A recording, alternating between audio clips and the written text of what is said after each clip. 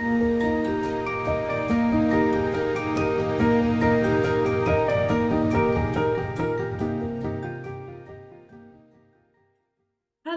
welcome to Blooming Great Education. My name is Meredith. Today we are having a writing lesson. It is suitable for Year 5 students who are applying into the Gifted and Talented program. And we are looking at a writing sample that one of my students has provided for me. So this child is still in the lead up to the GATES test, and we're still working on developing her skills. And so this is a video that helps to show that transformation on that journey that we need to go on in order to get our writing up to the high level required. So as usual in this kind of lesson, we are going to read the story. I'm going to tell you what's great about it, and then I'm going to show you the areas where you can improve, and then I'm going to give you an example of how you can improve on this writing sample. So let's get started. Okay, so the child didn't actually tell me what the writing sample was that they used, and I think it's this one because they talk about water all gushing in and it's in like space with a spacesuit kind of a thing. So I think this is the sample that they've used. I'm not entirely sure. It's not hugely important. Let's head over to the story. The missing girl. One day, a girl by the name of Karina lived in a far-off village called Gnome Village. Karina was a nice, delightful, and compassionate young lady with long, gorgeous golden brown hair who had a kind, loving heart and liked helping each other who were in need. One morning, Karina's mother, Leah, asked her to go buy some apples. Karina, can you go and purchase some apples? Leah asked. Okay, replied Karina. So she made her way to buy some apples. As she was returning home, Karina was distracted and discovered a big, blue, cosmic, mysterious portal leading to an unidentified location. Poof! Karina teleported to a bright galaxy. Why am I in a galaxy? Karina questioned. The next hour, it's already been an hour, and she sees nothing but stars and planets. Oh, I wish I was at home laying in bed and watching TV, moaned Karina, as Karina floated with her astronaut costume on. As hours went by, she suddenly noticed a blue giant house floating in the middle of space. Karina decided to unlock the blue, enormous house with nothing to be found inside. I wonder why this house is empty, thought Karina. The next day, after a good sleep, Karina realized that a space alien appeared. Ha ha ha, I've trapped you in this room, in this house room. If you want to escape, you will have to find a key to unlock this house, or every 10 minutes, space water will appear, and soon you will drown. And don't forget, you have one clue, mischievously shouted the evil space alien. Oh no, what am I going to do? Worriedly stuttered Karina. Karina kept searching in every place, but as time flew by, the space water kept filling up every 10 minutes and she couldn't go under because it was too deep. Oh dear, how can I search? I'm going to drown, she muttered. As Karina deeply thought of where the key would be, that's right, the evil space alien gave me a hint, excitedly said Karina. Space alien, please give me a hint, desperately questioned Karina. All right, your hint is to look up, deviously said the evil alien. So Karina looked up. Oh my God, I found it, shouted Karina. So Karina unlocked the door with space water flying. As she was floating on space, she made an SOS to ask for help. Oh, I wish somebody would rescue me, sighed Karina. Right then, her wish came true. An astronaut saw her SOS sign and came with his big rocket ship and rescued her. Yes, I'm so happy. It's a miracle. My wish came true, squealed Karina. So she hopped onto the rocket ship and couldn't wait to be home. Karina got off the rocket ship and ran all the way home to hug her mother. "Oh, Mum, I missed you so much. I would never go anywhere unsafe," cried Karina. "It's okay," happily said Leah, as they were reunited. All right, let's have a look at some things that this girl did well. So she gave a title, The Missing Girl. That's really good. We want to make sure we always have a title. She's done really good speech marks. So her speech isn't perfect because she should be dropping to a new line every time a new character speaks. And there's some missing punctuation, but she has given it a pretty good crack. And I like the way that she's done things like Karina questions, and mischievously shouted the evil space alien. So I like the way that she's added in those adverbs, that it's not just said the alien or even shouted the alien, it's mischievously shouted the evil space alien. So that's really good.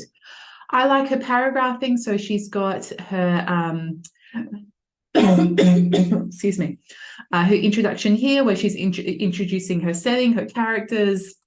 She's got a problem here, and I would say that this child at her school has learnt the pebble rock boulder system, if you're familiar with that. So she's got a pebble problem here that she's teleported. Then she's got her rock problem here, where she's got this drowning house thing going on. And then finally, she's got a boulder problem where she has to work out how to get home. And then she's got her conclusion. So based on that formatting style, she's done a really good job. Okay, let's have a look at some areas where this child could improve on her work. So this is a nice C grade writing piece. And it's tricky to be given a random picture and only be given 25 minutes to write. That's a challenging thing to do. So this child may well be a much better writer than this, but within the context of the limits of the GATE test, this is what she's been able to produce at this stage of her learning journey with me. And that's okay. That's why she's here having tutoring with me. But it's only a sort of a C grade story. It's not at that high A grade, top 3% of the state kind of writing star that's going to get her accepted into the GATE program. And so we need to have a bit of a look at some of the areas that could improve. So one of the things that can be problematic about the pebble rock boulder system of writing. So if you're not familiar with that style, there's a pebble size problem, and then a rock size problem, and then a boulder size problem that all needs to be resolved. And what that has done is it's center on this weekly path. Now, the pebble rock boulder problem can work well. You can successfully build on a bigger and bigger and bigger problem. But what has happened here is that she's ended up going on a journey like this. So she's in space, and she's just kind of hanging around in space. Nothing's really happening. She's not shocked or terrified that she's suddenly in space. She's wearing this spacesuit, which has sort of come out of nowhere. We don't know why she's got a spacesuit. She goes and randomly finds this blue house. This blue house just sort of pops out of nowhere. And there's no real reason for this blue house. And then she goes and has a sleep, just randomly has a sleep in this house. I don't know why it's having a sleep. You would think that she'd be panicked about being in space, but no, she's just randomly having a sleep. And then all of a sudden this alien shows up. And for some reason, this alien has decided to torture this girl. And he's tricking her by drowning her. And then she's got to get the hint. And the hint is really easy. All she has to do is look up. And now suddenly she's free and writing an SOS in space. And luckily, this astronaut comes and rescues her. And then she's at home. Yay! So do you see how the story, it's all over the place. Like there's this happening and this happening and this happening. And it's all sort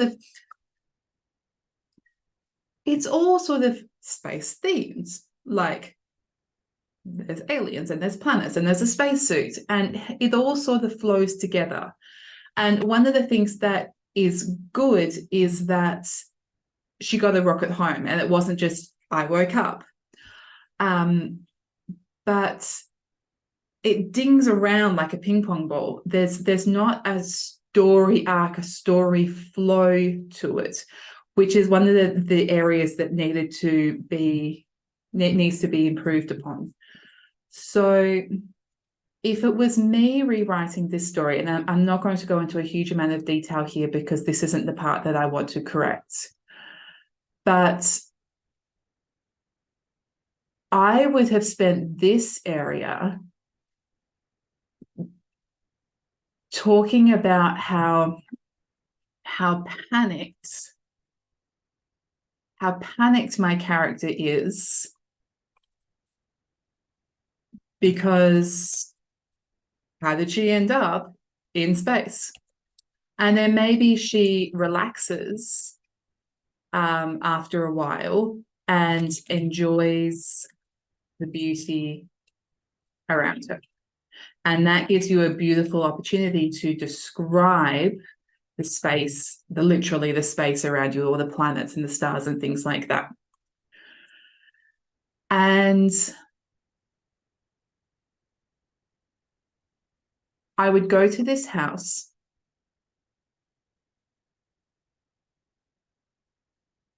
Actually, I'm not sure that I would go. I'm not sure that I would have the house, because why is there a random blue house floating in space? So I'm almost tempted to get rid of this whole water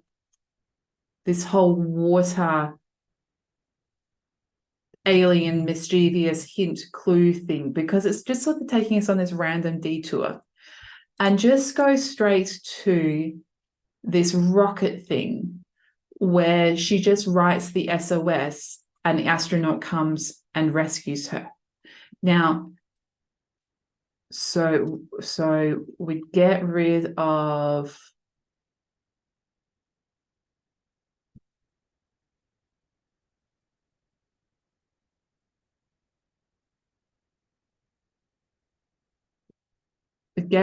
that paragraph, because what it's doing is we're sort of heading along this path, and then we go, we found this blue house and this alien, and then we sort of come back on this path like this. So what we're doing is we're removing that to help with the story arc. So then coming back down to this area here, we keep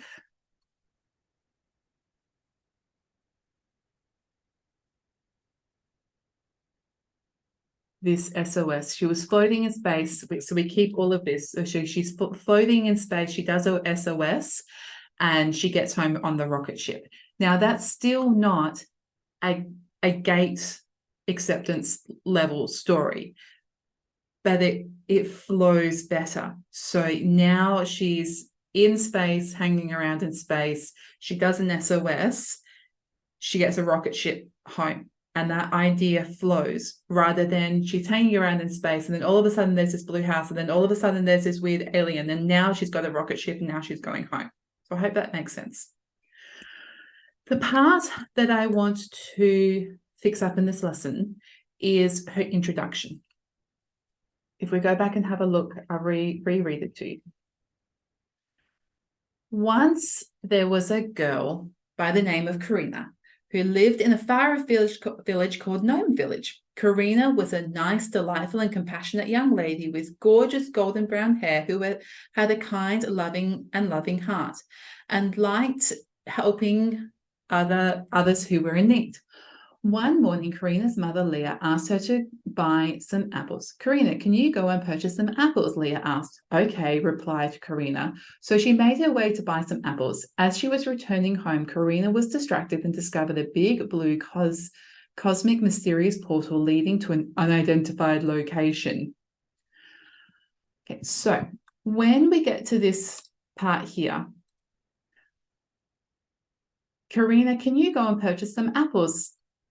Apples, Leah asked. Okay, said Karina. So she made her way to buy some apples. The thing that I expected to come next in the story is that she brings home her apple seeds and her mother throws them out the window, and the next day a giant apple tree has grown up and she climbs up the apple tree and she finds a giant at the top. It's very young. It's the kind of story opening that you would expect from a very young child, from like a year one child who is just developing their narrative writing skills. And it's fine that she's done that because that's what her teachers have taught her. And so she has lent on the knowledge that she's got from the instruction that she's been given. So of course she's going to write like that. But that's not the kind of writing style that's suitable for year 5 and suitable to get you into the GATE program.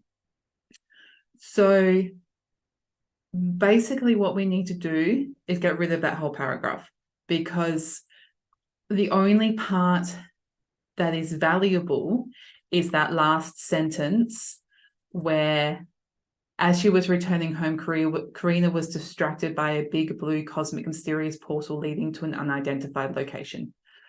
So that's what we are going to work on right now. Okay, so I would just like to reiterate, this is something that I have said a few times. I really don't like teleportation stories because they're really difficult to do well in the 25 minutes of GATE or the 40 minutes of NAPLAN. If you've got all the time in the world, sure, write a teleportation story. But my advice to you is don't go into the GATE test or a NAPLAN test and write one, because you're probably not going to do a very good job of it.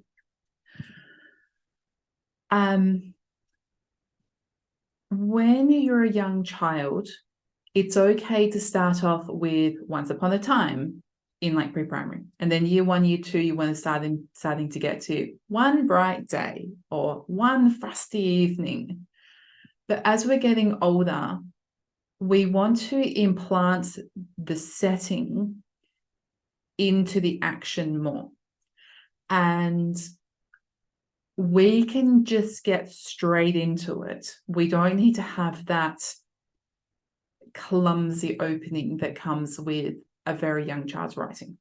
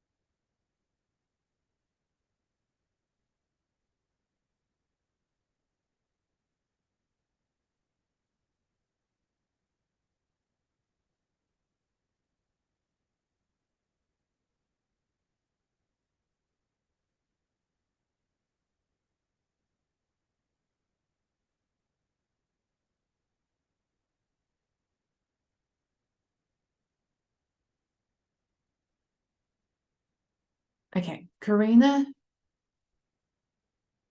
trudged through the forest. Stupid mum and her stupid apples, she muttered to herself as she tripped once again in the twilight. Her auburn hair fell in her eyes and she dropped the now heavily bruised apples in an effort to catch her fall over the tree root. Now, because the character is spoken, I've dropped it down to a new line, which it looks a little bit clumsy. It would look better if it was like that, but that's the I can't think of the word, the requirement. Here I am establishing that she's in the forest. So here is her setting. And I've said that she's trudged because that helps to show her mood. If she skipped or galloped through the forest, then that would be a very different feeling. If she raced, it might be because she's escaping from someone, but she's trudging and it's like, oh, stupid mum and stupid apples kind of a style. And the same with muttering. I could take that out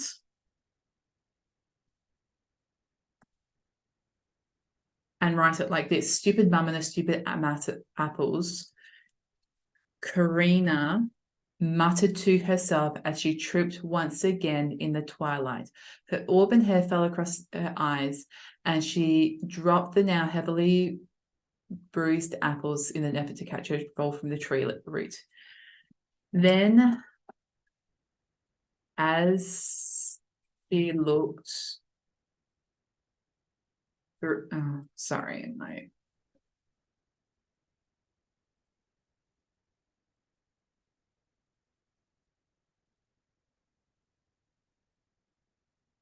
as she looked through the thick forest, now that's me establishing down here that she's in the forest. So now we've got our setting. We know that it's twilight. So we haven't said one twilight evening. We've hooked it into the action as she tripped once again in the twilight. So if you don't know, twilight is sunset. It's that like when the sun's set, but it's not completely dark. It's sort of that like darkish time. And we've established that she's in the forest down here. We've given our character, Karina. We can put in this line here, but it's not hugely important. It doesn't really matter that she has auburn hair. So we can take that line out. We can include it. What's important is that she's in this forest.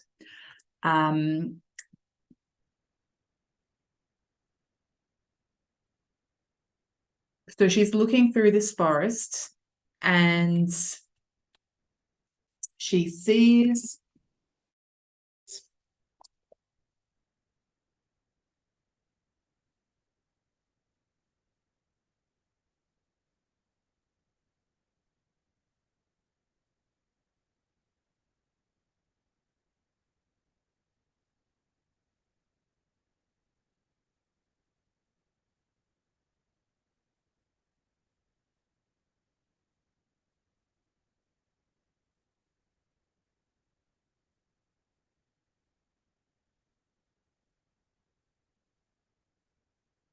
Okay, so then she looks through the thick forest and saw a strange glimmering blue light. Confused but intrigued, she approached a large mirror. What on earth was it? Now, one of the reasons why I don't like these kinds of teleporting stories is because if there's a large blue glimmering hovering mirror in the middle of the forest, why on earth would you go up and touch it? You run the other way. For the sake of the story, in order to move the story on, sometimes the character has to do unrealistic or silly things. So the part that would happen next is that the character touches it and goes through into space. I wouldn't touch a random blue mirror in the middle of the forest. Okay, so you'll notice that my introduction there is quite short. In the 25 minutes of GATE, you've got to get right into the action. One of the things that many students do is they spend too much time fluffing about at the beginning, and they describe the setting and they describe the characters and they do this beautiful build up, and then suddenly they've got 5 minutes left to do their problem resolution and conclusion, and they mess the whole thing up. And that's because in the classroom, what you're taught is to put in all those details, all that characterization and setting, and make it all beautiful and pretty. And if you've got limitless time, then great, do that. But in 25 minutes, you've got to get right into the action. So again, you can see I've done what, 1, 2, 3, 4, 5 sentences and got myself to this part of the story here of Karina teleported to a bright galaxy. So the story would pick up from there. Okay, that brings us to the end of the lesson. Thank you so much for joining me for today's lesson. I hope that has given you some information about how we can create a storyline that makes sense, and to be very careful with teleportation stories, and to write those introductions in a more mature and quick way. Okay, thank you very much for allowing me to support you with your learning, and please support me in return by liking and subscribing to my channel. And I look forward to seeing you at the next lesson.